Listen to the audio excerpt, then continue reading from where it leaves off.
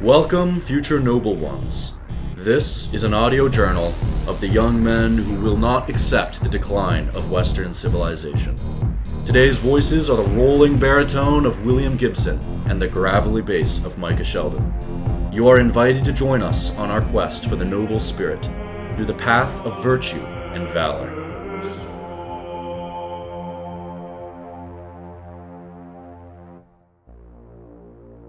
So what do I mean by virtue and valor? Our ultimate goal as people is always to be free, to have our own agency. But there are two ways that we lose this freedom. The first is through a lack of valor. A schoolyard bully, an unjust ruling, an oppressive tyrant. All of these things require some level of courage on the personal level. And that is something that our films and our popular culture is very aware of. People having to stand up and fight for their freedom. But there is a far more sinister way that we lose our freedom, and this is through a lack of virtue.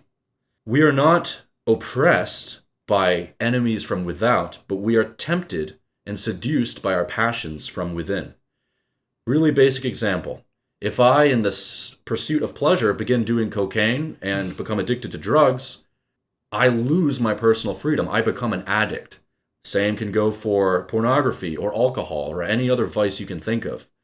I might have started out free, but after I realize I'm addicted, my agency is reduced. My personal happiness and freedom are reduced. This inner virtue must go hand in hand with exterior valor if you are to lead a healthy and balanced life. I think a really good way to sum it up is freedom through discipline. You have to be disciplined in order to be free. Obviously, and we all know this from our lives, in order to have the maximum amount of agency, we actually need to very carefully discipline ourselves. When we drive on the road, we have to stay in our lane, we have to drive the speed limit, we have to respect the traffic. My personal example is getting away from pornography, getting away from alcohol. Those are things that I used to indulge in, and they limit and ruin your life. Will, do you have any good examples here of freedom through discipline? Yeah, I mean, recently I've been doing a lot of, I struggle with time management, right? Mm-hmm. Always have. So, especially always had trouble with sleep and finding my own sleep and that kind of thing. Right. And I think it began because at one point the parents were like, okay, go to bed when you want to. I'm like, okay, bet. Yeah. I guess I'll do whatever I want to, you know? Right. And maximize enjoyment. Right. But yeah, I've been realizing more over time that utilizing that quote unquote freedom, right, to the point of being tired, going to sleep late, getting less sleep. Right. The first one was for the Lego Battles game. Oh yeah. Great on the DS. Absolute classic. But I realized that because of that, I would be given opportunities. There was one time that literally, a friend set up an evangelism opportunity, right, at Big Spring Park, right, and was inviting the youth of our church to get involved. I'm like, that's a cool opportunity. I've done it with him before. Right. Always a great time. Caleb Cox with crew. Right. And I signed up to go, right? And then I woke up 40 minutes after it started, and I just went, oh crap, Right. I guess I'm not doing that today. Yeah.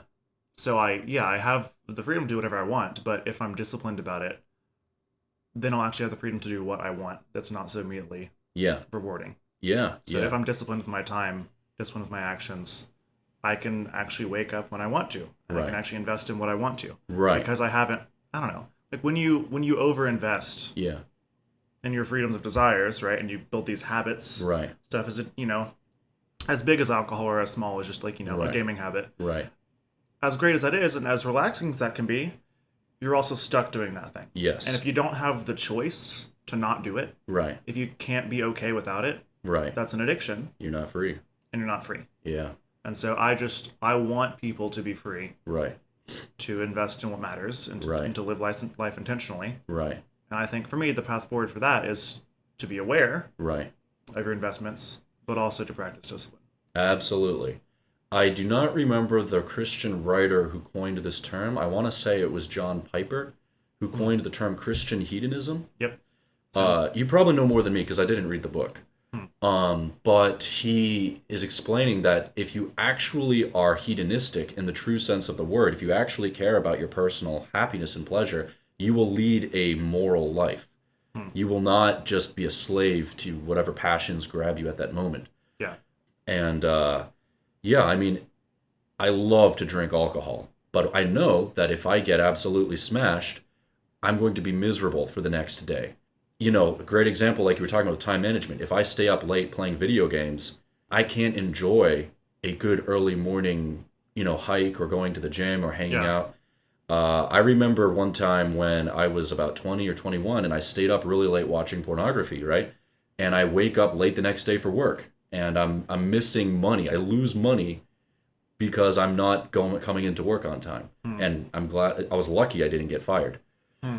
And so if your passions are hurting you and limiting the things you can actually do, you need to realize that this is not actually, helping your maximum pleasure, your maximum agency, Agency, your happiness, potential. Yeah. potential. Yeah.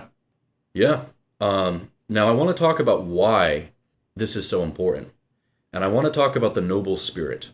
Now, some of us are born to be kings or queens, right? We all know the girl that was the most beautiful girl in her class. We all know the guy that, was a head and shoulders taller than the rest of us, and he was also intelligent, and he was going to go to a good school.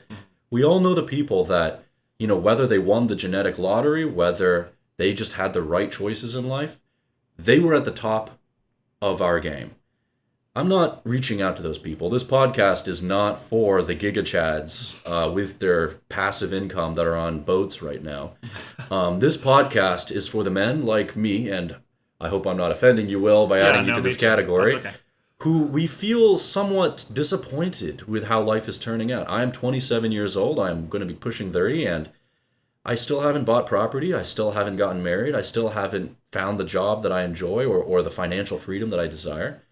And sort of realizing the sort of painful or irking mediocrity where I'm very comfortable. I have great friends. I eat delicious food, but I lack the achievements, the excellence that I thought as a child I would have. And this podcast is for you if you feel the same way.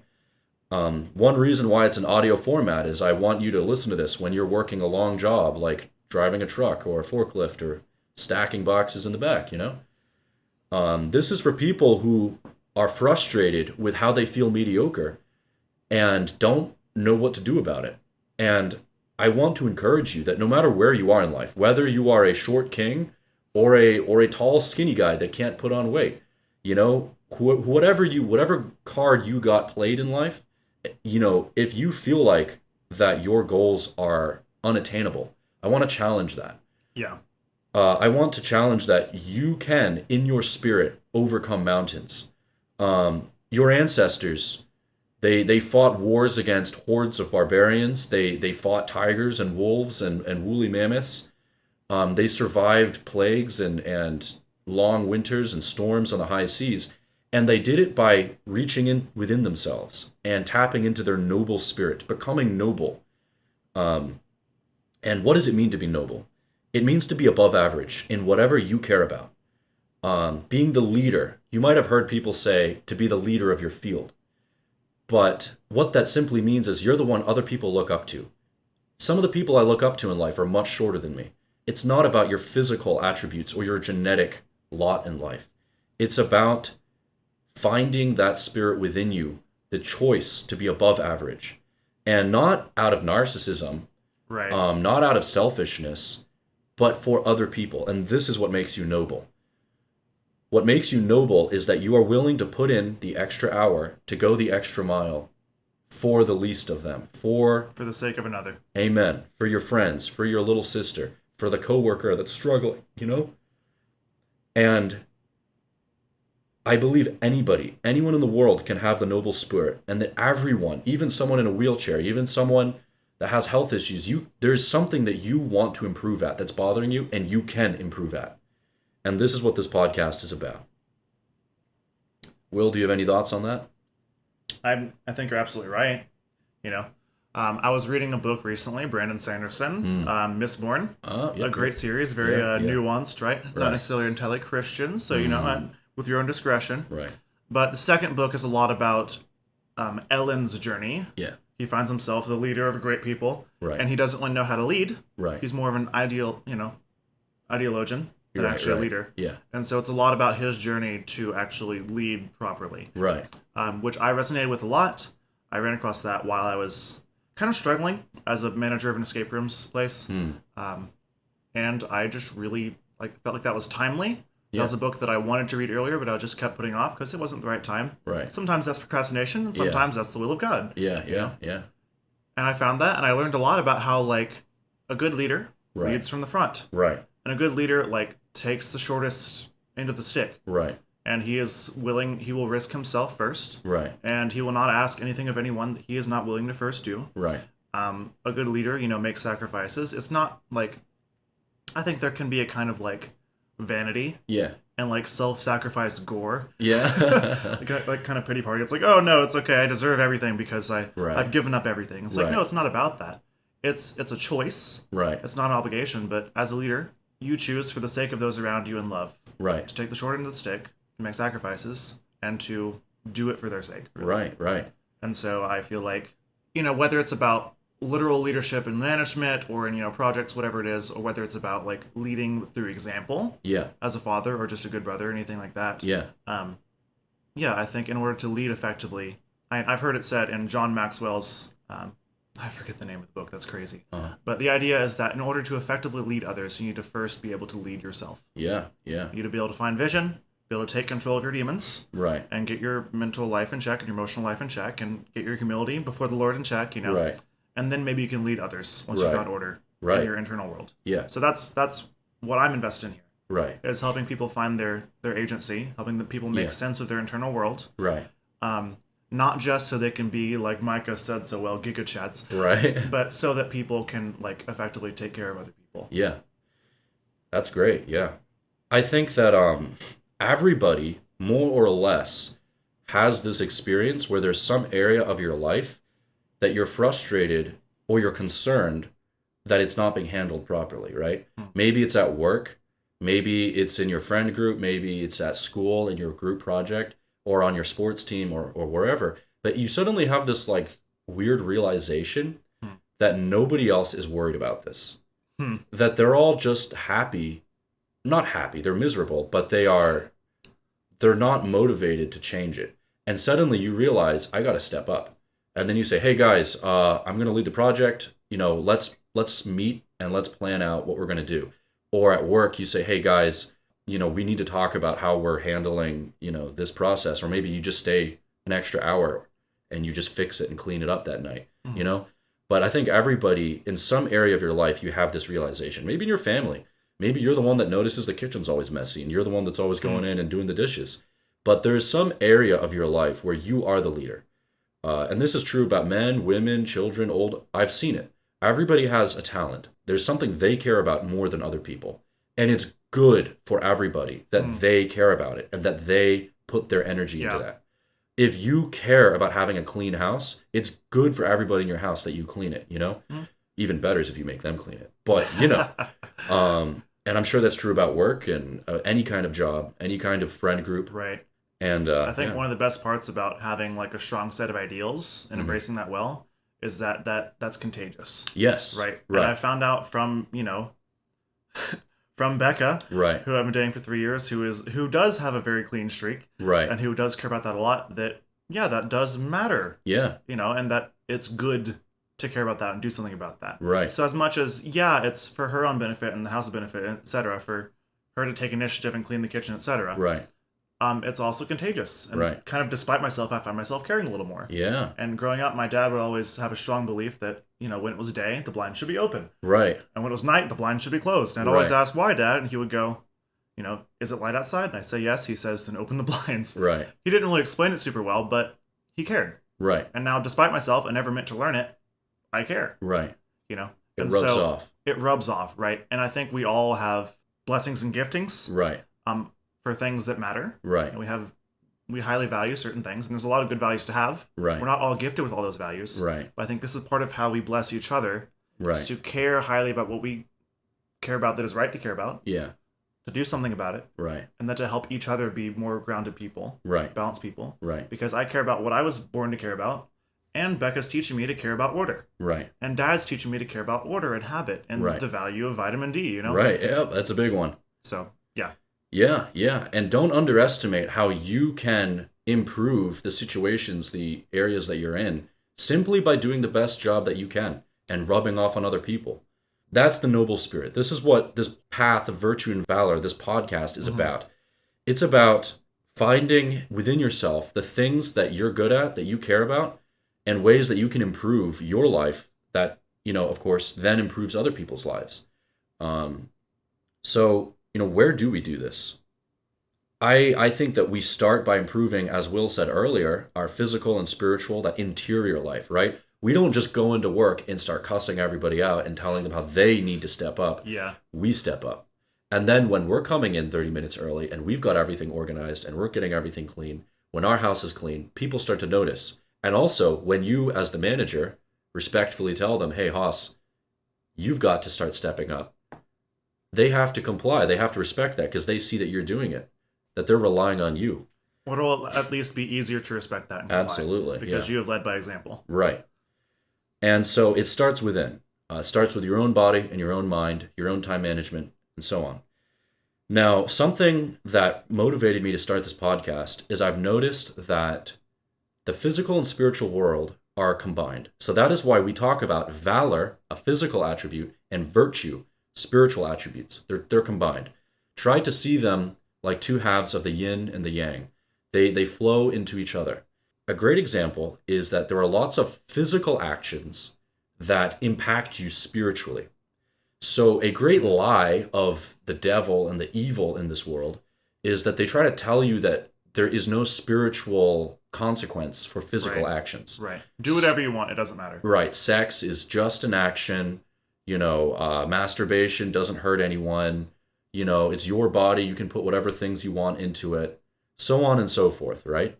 And then we are afflicted with the natural consequences of those actions spiritually. And then when our spirit is poisoned, our physical world starts to fall apart. And I think we can all attest to this. This is why we're talking about holding back the night, holding back the fall of Western civilization. We were not conquered with guns and tanks and bombs. We were conquered by ourselves. What does that guy say in that Batman movie? Oh, I don't know. Victory has conquered you. We were conquered by our comfort and by our vices, by our desires. And that's the depressing part. Here's the encouraging part. Your physical actions can improve you spiritually. Your spiritual actions can improve you physically. Right. And so once you start making the right decisions physically and spiritually, they start feeding into each other and you start going on an upward spiral rather than a downward spiral. Here's a short example from my life. I used to be a very heavy video gamer. I was chronically online. I used to be very pale-skinned, very skinny. I was not someone that was good at sports or talking to girls. And so I found a lot of my comfort online, on the computer. Naturally, I start watching a lot of pornography. I start playing a lot of video games. I start watching a lot of movies late at night. And I felt terrible. I had no energy. I had no ambition. I had no confidence. One day, I got sick of it. I got sick of being bullied and scared of people. I was 19 years old and I was scared of other people pushing me around. I was sick of it. So I signed up to join the Marines and I started working out. And what happened, I was just being browbeaten physically, but it started to change me, how I viewed myself. I realized the problem wasn't even my weak body, it was my weak mind. It was the fact that I saw myself as weak. And that's what had to change. Once you start going outside and lifting weights and working out, you have a lot more energy, your immune system is a lot stronger, and you have a lot more, as Will mentioned earlier, vitamin D. You are a lot less depressed, you're a lot happier. And then all of a sudden, video games, pornography, and staying up till midnight watching YouTube weren't as exciting anymore. Yeah, you don't need a fake way to feel good. Right. Because your body's actually being healthily taken care of. Right. And I preface this by I still play some games, I still watch some YouTube, and I'm still tempted sometimes to watch porn. I'm not this Chad, right? But what I noticed is I came home from a mission trip. I came home after, sort of becoming a man, basically. And I downloaded my Steam library, and I wanted to play my old Steam games that I had played in college. And I just stared at them for a long time, and I was like, this isn't fun. I played one game for about an hour, and I was like, this isn't fun. Yeah. And I can still play games for a long time, but a lot of that dopamine that I was relying on from games, now I was getting from other things, Physically working out, physically talking to people about what's troubling you, physically praying, heals you spiritually. you start to feel more sound on the inside. I think guys that lift know this, or guys that have a hobby like climbing or running, they know that they go do this and it calms them down. It gets, quiets the mind. So the physical world absolutely can heal you mentally and spiritually. I honestly think a lot of the mental and spiritual issues guys have nowadays do not need to be medicated with pills. They need to be medicated with talking to a good friend, lifting some weights, eating healthy, and getting some sunshine on them. And I'll briefly say this before turning the mic over to Will. The spiritual completely changes the physical as well. So not only does going to church and working out, help you resist sin and misery and depression, but then when you feel your mind full of darkness and bitterness, anger, jealousy, unhappiness, even at yourself, praying against that, asking God to clean my mind out, listening to good music, classical music, loving music, cleaning my mind out, not allowing my soul to be full of negativity. I have more energy. I'm not as stressed. I don't have muscles tight in the back of my neck anymore. I'm not having trouble getting out of bed. When I have clear spiritual goals and clear spiritual practices for cleaning out my mind.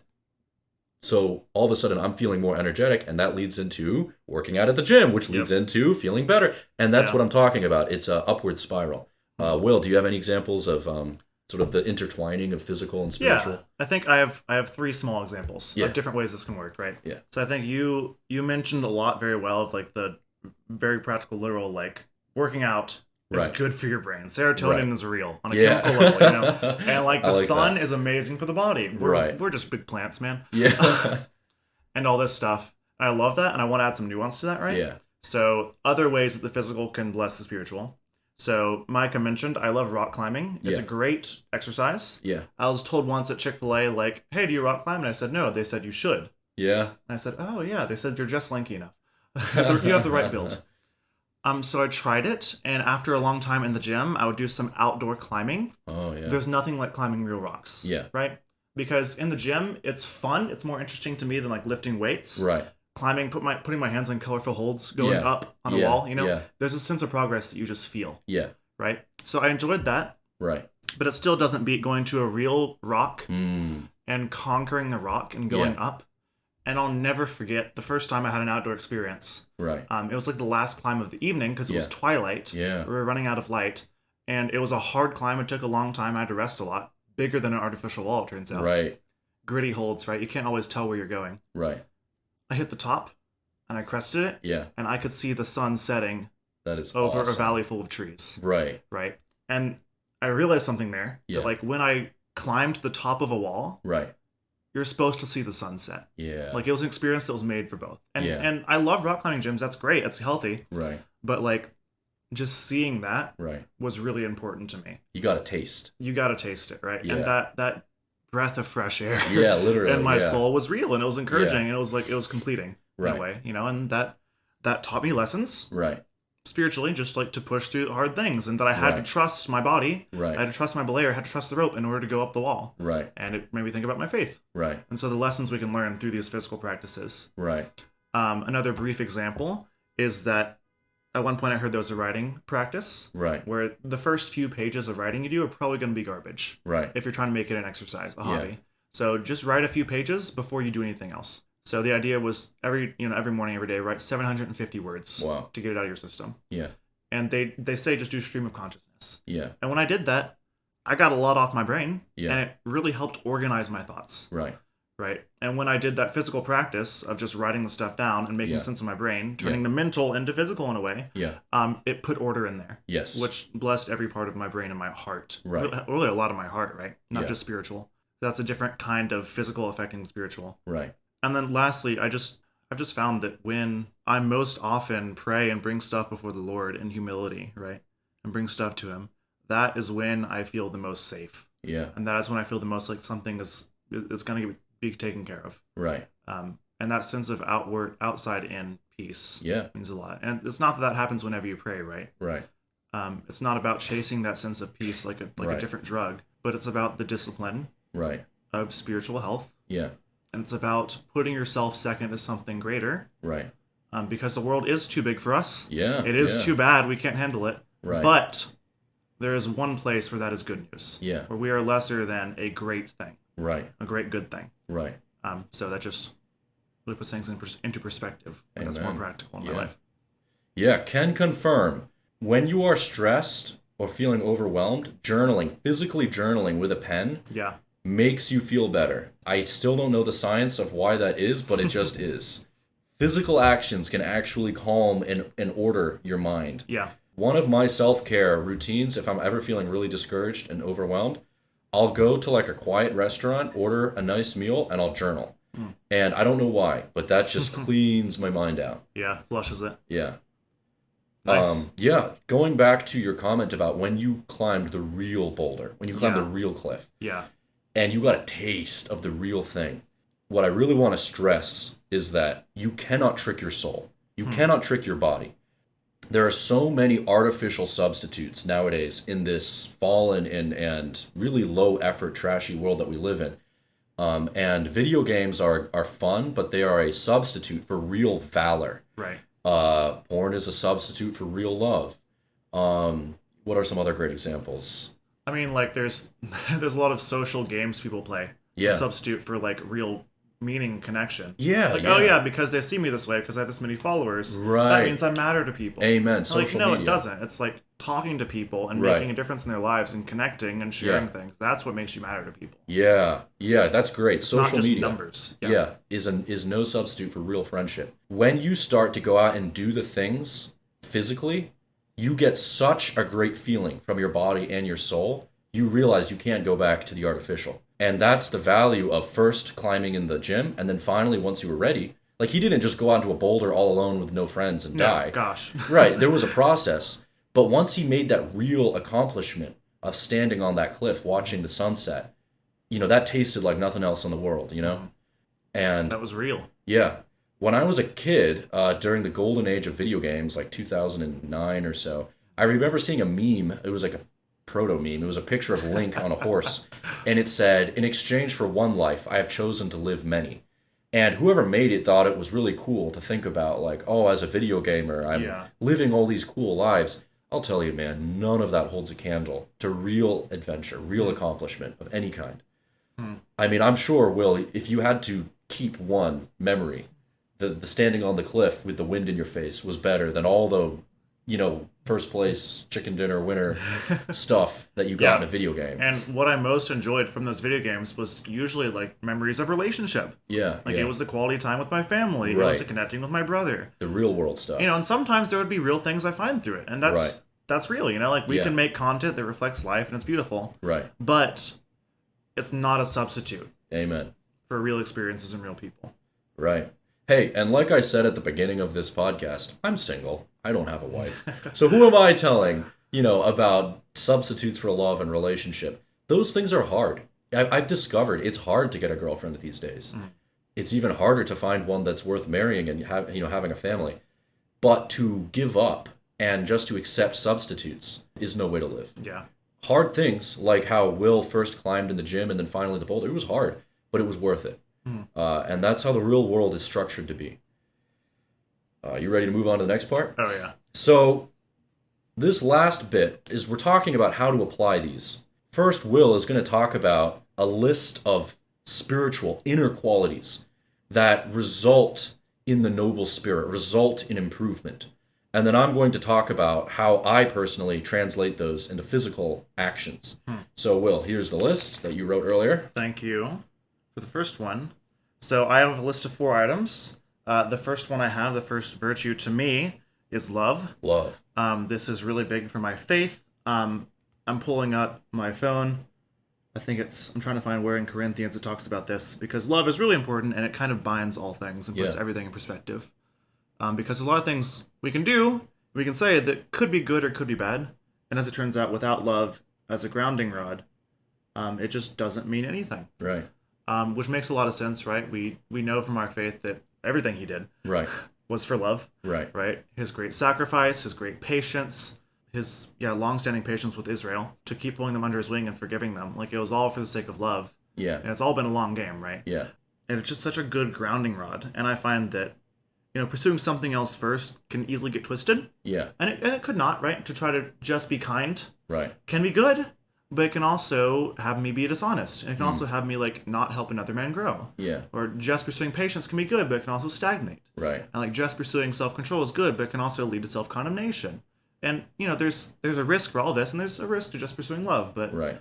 I think when you pursue growth and challenge for the sake of love, that's when things start to change. That's when things start to change, and that's what really matters. So I think if nothing else, pursue and pray for a heart of love, right? And that's for yourself and the right perspective, and that's for the people around you, right? And that's for the world that God's put you in, and that's hopefully for God, right? First and foremost.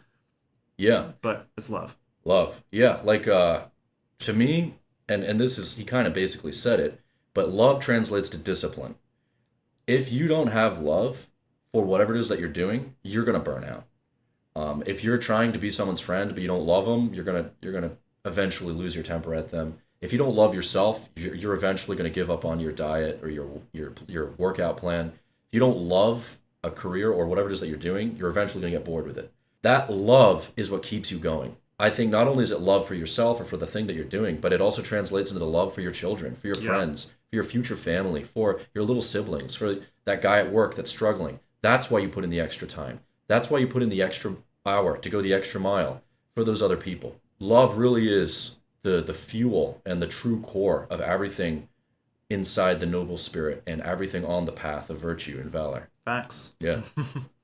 So next for me, as important virtues to me, I have joy. And this is an easy one to misunderstand and mistake. I don't just mean laughter. I don't just mean lightness. I don't just mean like patting grieving parents on the back and telling them to lighten up a little. That's wrong. Yeah. But I think joy is a deep river. I think joy is important because we were put on a complicated earth. Yeah. And there is great grief and darkness, and there is great light. Yeah. And I think whenever you forget the second one, it is unbalanced and wrong. Yeah. And if you only face the darkness, right, and you forget that there is light, you have like unbalanced depression. Yeah. You have unbalanced cynicism, which is like true, but also like not helpful. Right. I think in the long run. Right. But if you have only light and it's not grounded, then you just have superficiality. Right. So I don't mean like joy at the cost of somberness or respect or honor or grief, but I mean joy through all things. Yes. And I would encourage that to be joy through expression too, and in small ways. Right. I think for many of us, I think even for those who are short-lived, life is pretty long. Yeah. And it's a lot longer if you take yourself too seriously. Yeah. That's what it comes down to for me. Yeah. I think life should not be taken too seriously, even though it is a real valuable thing. Right. And I think you need to remember that, your life's important, you got to get yourself together, but also that life is fun. Right. And, God made lions, but he also made butterflies. Right. And he also made, meerkats. What's up with that? Have you seen a meerkat? They're wild. Have you looked at a meerkat? They're hilarious. Just silly boys. What's going on? Yeah. But they're also super cool, Yeah. And so I find for me that, it's surprising how often joy centers me and saves me. Yeah, yeah. So, when I lose something, to just, sing a song of worship as I look. Right. Is really weirdly centering and just often helps. Right. And so just trying to keep that as an anchor that, yes, life's important, but life is also, in some way, this is hope for me too. Life is also good. Yes. Yeah. It is good. And before we were fundamental sinners, we were pictures of God. Right. Yeah, absolutely. We are trying to hold back the night. We're trying to hold back the fall of our civilization, but we're not trying to stare into the void and be consumed by it. The only way you can stare into the void and face the storm is if you have the light inside of you, especially if that light is stronger. And I believe that is the correct way to view the world. Is what is the book of John in the Bible say? Yeah. The light shines into the darkness, and the darkness has not overcome it. So there is both light and darkness, but light is stronger, and that's our whole worldview. So how does joy translate into the physical? I would say it translates into the quality of your work and your artistic expression. If you are excited about something, you don't just do the bare minimum. You don't just punch in the numbers. You start adding beauty to it. You start making it look good. I got a buddy who loves to mow lawns, and he will edge the edges of his lawn with a weed eater. Like it's like those guys that carve statues with chainsaws. It takes a lot of work, but he does that because it makes him happy and it brings joy into his life. And when I look at it, contagious. It gives me some joy too. You know. So how do we infect ourselves and other people with joy? We find those things that we love, and we just delight in them for a little bit. We Yeah. we we treat ourselves just a little bit, whether that's singing a song or listening to our favorite music or putting in a little extra work at that one thing that we enjoy. We don't become pure utilitarian robots and say this isn't important. We say no, I'm gonna give myself some joy. I'm gonna enjoy it. The next one, Will. Is humility. Just like love is binding, I think humility is binding for all things. Yeah. And there's a lot of talk about humility. My perspective isn't that it's thinking lowly of yourself, it's thinking rightly of yourself. Unfortunately for humans, that often means thinking lowly of yourself. Right. Yeah. But it's not just beating yourself up, it's being honest, right? Yeah. So it's with a meek perspective. Right. So I can be humble and be aware that God has given me some good gifts. Right. But I think if I'm being humble about it, I won't find bravado, I won't brag, and etc. Because I'll remember that I'm still a man. Yeah. And Jesus, the best of us, said, I'm a worm and not a man. Right. And more so the rest of us, right? Like, Right. we are great, but we are also very little. And that just, for me, puts everything into perspective. Right. There was a season in my life, blessedly, as a young teen, where I just was really struck by the value of tenderness, of a tender heart. Yeah. I was a very soft boy, And so I would just seek that and desire that and pray about that, and I would ask people to pray that for me. And yeah, it hurt. I was very sensitive, and things hurt me more than they should have, and it took some time, but I was tenderhearted, more because of that. And it turns out, like, when I was given that tender heart, it blessed me in other virtues. Yes. I felt like I was more enabled to delight in the world, to delight in the Lord. Right. I feel like I was a more grateful person. Right. And I remember, I'll never forget, Micah, when I first moved into my first apartment. For some reason, I thought it would be furnished. Yeah. I don't know why I did. I just didn't know what to expect. And I moved in. There was nothing. I had like a bed with like a quilt with trains on it. Yeah. I was not ready to move out. Right. And I just didn't have silverware. But as it happened, my sister Catherine also moved out at the same time. Right. And she had a big bin of our grandma's silverware. Right. And she took what she wanted and didn't need much. Right. And so by surprise, she was like, by the way, here you go. Take what you need. And then within like half a week, our cupboards were full. The absolute delight in my heart when I like opened cupboards and opened my drawer and there was silverware in my drawer. Right. It just filled me. Yeah. And I think that came a bit because I was humble and I knew what I was, I knew what I had, and I wouldn't beat myself up over it. But like, it took that moment of having nothing, where then when you started getting things, it gave you so much happiness. Yes. Yeah. There you go. So there's a bit on humility for me. That's awesome. Yeah, I think Will hit it on the head there, where he talked about being realistic. I don't know if this is true or not, but I remember hearing that when the Roman generals would come back on campaign and they'd come back to Rome and have their big victory parade, they would, everyone's out there cheering. They've got people they've captured marching behind them as prisoners. They've got heaps of treasure on wagons. All the soldiers are there. But they would have a guy standing behind the general, whispering in his ear, "Remember that you will die." Man. And it was just a way to kind of bring him back down to earth and say, hey, you're just a man. What's that line from The Outlaw Josie Wales? Know your limitations. The most tough guy in the whole world I've ever met told me that. And he said that was his personal motto, know your limitations. Yeah. That's not about putting you down. That's about helping you actually appreciate what you have and how to utilize it, like the silverware. Yeah. How does this translate? I would say it translates into what I would call honor or modesty. So it translates into being respectful to people that maybe are fatter than you or poorer than you. It translates into knowing when to talk about your accomplishments and when to not talk about them, so you don't embarrass the guy that you're, whose house you're at, who's struggling. This is also a very noble virtue that people will recognize and they will appreciate you for, and they will be more loyal to you for. If they realize this guy is better than me, he's richer than me, he's more successful than me, but he's not rubbing in my face. Instead, he's trying to help me and other guys feel welcome, feel included, feel respected. That is what I mean by honor or modesty. If you are known to be an honorable, a kind, respectful person who does not take advantage of his success, but instead lifts other people up, that's huge. That is a huge ticket for becoming one of the nobility. Yeah. I also think, to add to that a little bit, Yeah. I think it's just good for the world, man. Yeah. I think people being honorable to one another and being gracious is just Right. really good for society. Yeah. And yeah. at first you're like, oh yeah, the quick path is a good path. I can take advantage of people, Right. get what they have, and then be bigger. Right. But there's the law of exponential growth that says that, if you give people who could make it grace and time and love, Yeah. and you give them honor and you help them to look good and you help them and you give them time, Right. then they can grow to be great people too. Right. And would you rather have one stacked guy or one stacked community? Right. And it takes more time, it is harder. But I think just honoring each other leads to a stronger world overall. Amen. Yeah. And you're right that it builds loyalty and everything, but it's also just good for the world. The last item on my list is hope. So hope to me is super important. I think without hope, you can't really live. Yeah. Well, I think depression steals your hope. Anxiety steals your hope. People give up without hope. You need hope to live. Yeah.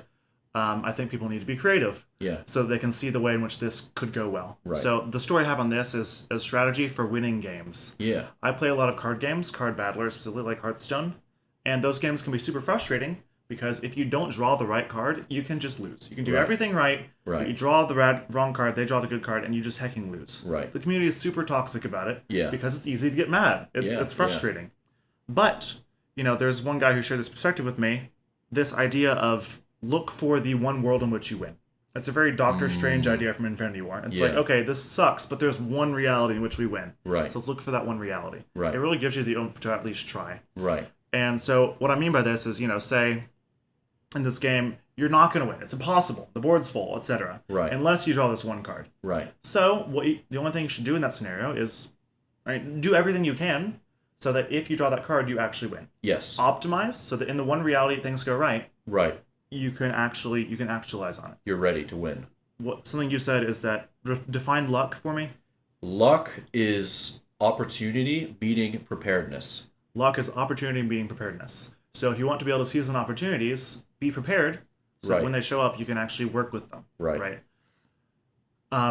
So I practice this everywhere in my life now, and it's really helped me to think positively and to stay out of the gutter. Yeah. Just think, okay, what's the one world in which this situation goes well? Yeah. Okay, how can I help that be more likely? Yeah. And that way, even if it goes poorly, that's still fine. I did everything I could, but I can at least sleep better that I did my job right. You did the your one part. thing I had agency over, I did right. Right. I don't need to take credit or blame for the whole situation. Right. But I did everything I could correctly. Right. And it helps you to encourage yourself to be creative. How could this go well? Right. There's no way this can go well. But if it does, what does that look like? Right. And we can start acting like it's going to happen. Absolutely. It makes very resilient, gritty people. Yeah. That try hard when things suck. Right. Because when everything starts blowing up, you need people that can focus. Right. And can think through it and can work hard despite everything blowing up. They can imagine it going better. Right. That's why I think hope matters. Absolutely. Yeah. And how I translate that spiritual virtue into a physical action is I would call it self-respect and confidence. When you are working a job that's lousy and you want to make more money, you want to change your situation, you're either going to have to apply to a new job or ask for a raise. You have to believe that you can do better, that you can get more money for your time. Even if you don't think that you're worth it, you need to try and believe that. All of these better futures, like Will was talking about, at one time are just ideas. At one time, the wheel, the pulley, the fire, they were all at one time just an idea. A caveman saw a tree hit by lightning and thought to himself, what if I got all the dry wood and made a little pile and then I somehow started a spark? And, at one point it was just an idea. So probably a stupid sounding idea. Right. The other cavemen probably laughed at him. But he had the confidence in himself and in his idea. He had the self-respect to try and say, I've come this far. I've piled up all the dry wood. I don't care that the other cavemen are laughing at me. I'm going to try. I've been hitting these two rocks together for an hour and they're still laughing at me. But I've come this far. I'm going to keep trying, And the only way for the fire to work is for him to do it all the way through. Right. If it's going to work, he has to follow it through. He has to have that hope. In your daily life, it means, when I wake up on time because I believe the day is going to go well and I want to go to sleep early so that I will be ready for that day. I don't just say it's going to be a lousy day. I'm going to give it terrible effort. I'm going to come into work late. No. It's going to be a good day. I'm going to do well. I'm going to be recognized for my hard work. It's going to improve my career. I'm going to get promoted. That's why I'm going to bed early and I'm waking up early, That's why I'm resisting staying up late with my vices. Because, at least for me, the temptations for vices like pornography, they come in despair. They come in a sense of nothing will ever be better, so I might as well just indulge. Right. But the cure to that is no, things can be better. And they start here and now, with me respecting myself, with me having the confidence that my future can change. So yeah, I think that's we just listed those 4 virtues: love, joy, humility, and hope, which translate into discipline, quality, modesty, and confidence. Do you have any closing thoughts, Will? I think that's excellent. I think that idea for hope for me of like, what's the one world in which this goes well? Yeah. Let's practice that. Yeah. That's kind of this whole idea in this whole podcast. Yes. Maybe this doesn't change Western society. Right. Maybe this doesn't get you a great job or a great girlfriend or anything. But, what's the world in which that has any chance of happening? Amen. It's the world in which you take life seriously. Right. Yeah, you take life seriously and you work at it and you improve yourself. Yeah. And you do the hard things. Yeah. And you know how life goes if you embrace vices. Right. But what if it can go differently if you don't? You right. know, so as much as it might suck, this is the only way. Yes. To see the other side. Yes. Is to try it and to follow it through with confidence, to give it its whole try. You can't just half-heart it. Right. It's not going to work if you half-heart it. That's for sure. Right. And that's all for the sake of hope. Because if life is going to go well, you'll need to look for how. Right. And prepare for how. Right. And if your life is going to look better from here, what will that require? Right. Write that down, track that down, look for it, and hunt it. But it's probably going to involve more valor and more virtue. Amen. There's a quote from a science fiction from Warhammer, where people are preparing for a terrible battle. Mm-hmm. It looks like it's the end of everything. Mm-hmm. Someone says to his troops, "What must be paid? What must be given? The price of all that shall ever be." There are a lot of different ways that Western civilization can collapse. We don't have any children. We all stay inside playing video games. We lose all our wealth, and we just collapse into a dystopia and are forgotten. And plenty of empires have done that over the ages. But there is a version of the story where you have children, where we have children, where we build up a strong, healthy, prosperous, virtuous society once more that can endure for 1,000 years and colonize the stars. And it starts here. It starts with discipline and hope. Thank you for listening to Virtue and Valor. I've been Micah Sheldon. I'm William Gibson. And you have a wonderful day.